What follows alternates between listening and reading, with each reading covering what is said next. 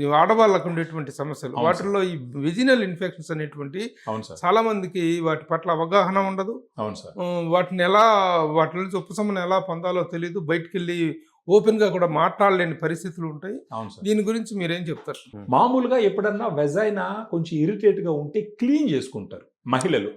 ఆ క్లీన్ చేసుకునేటప్పుడు వాటర్తో హార్డ్గా క్లీన్ చేస్తారనమాట.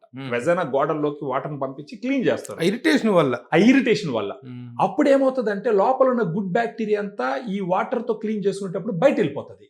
అప్పుడు గుడ్ బ్యాక్టీరియా వెళ్ళిపోయింది అనుకోండి, బ్యాడ్ బ్యాక్టీరియా ఆటోమేటిక్గా గ్రో అవుతుంది. బ్యాడ్ బ్యాక్టీరియా గ్రో అయినప్పుడు వైట్ డిశ్చార్జ్ అవ్వడము, తర్వాత ఫౌల్ స్మెల్ రావడము, తర్వాత యూరినేట్ చేసేటప్పుడు మంటగా ఉండడము, ఇవన్నీ వస్తూ ఉంటాయి. సో ఎప్పుడు కూడా ఆడవాళ్ళు చూసుకోవాల్సిన జాగ్రత్త ఏంటంటే క్లీన్ చేసుకోవాల్సిన అవసరం లేదు సార్ వెజైనాని. యాక్చువల్గా అది సెల్ఫ్ క్లెన్సింగ్ ఆర్గాన్, తనంతట అది క్లీన్ అయ్యేటటువంటి ఒక అవయవం. ఒకవేళ ఇరిటేషన్ గా ఉంటే గోరువెచ్చని వాటర్ తో బాహ్యంగా కొంచెం క్లీన్ చేసుకోవచ్చు, కానీ డీప్ గా క్లీన్ చేయకూడదు అసలు వెజైనాని. వెజైనా తనంతట తను క్లీన్ అయిపోతుంది.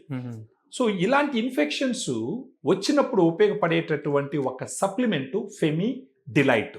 ఇదేంటంటే 2 రకాల లాక్టోబాసిల్లస్ స్ట్రెయిన్స్ ఉంటాయి సార్ దీంట్లో. అవి యుఎస్ నుంచి ఇంపోర్ట్ చేయించి ఇక్కడ తయారు చేయించినటువంటి స్ట్రెయిన్స్.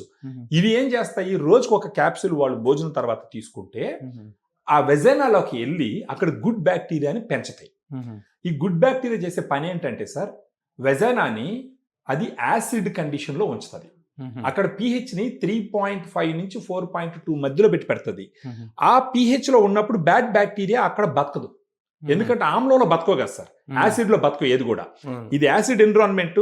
<7 ఉంటే యాసిడ్ ఎన్విరాన్మెంట్, అబౌవ్ 7 ఉంటే అది ఆల్కలైన్ ఎన్విరాన్మెంట్. ఈ గుడ్ బ్యాక్టీరియా ఈ యాసిడ్ అక్కడ ప్రొడ్యూస్ చేయడం వల్ల అక్కడ ఏంటంటే బ్యాడ్ బ్యాక్టీరియా గ్రో అవ్వదు.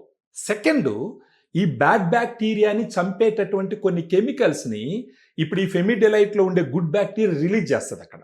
సో ఆటోమేటిక్గా బ్యాడ్ బ్యాక్టీరియాని చంపడం వల్ల ఎప్పుడు కూడా వెజైనా హెల్తీగా ఉంటుంది.